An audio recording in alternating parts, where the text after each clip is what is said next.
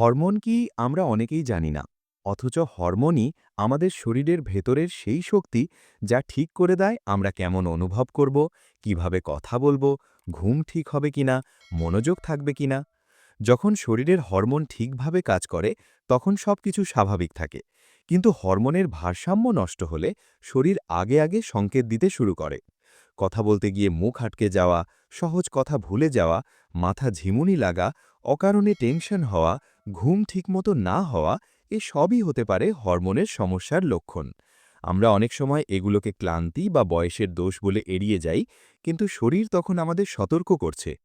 দীর্ঘদিন মানসিক চাপ, অনিয়মিত ঘুম, ঠিকমতো খাবার না খাওয়া, অতিরিক্ত মোবাইল ব্যবহার, এ সব কারণে হরমোনের স্বাভাবিক কাজ ব্যাহত হতে পারে। তাই এখনই সচেতন হওয়া জরুরি। নিয়মিত ঘুমান, পানি পান করুন, পুষ্টিকর খাবার খান, অযথা দুশ্চিন্তা কমান।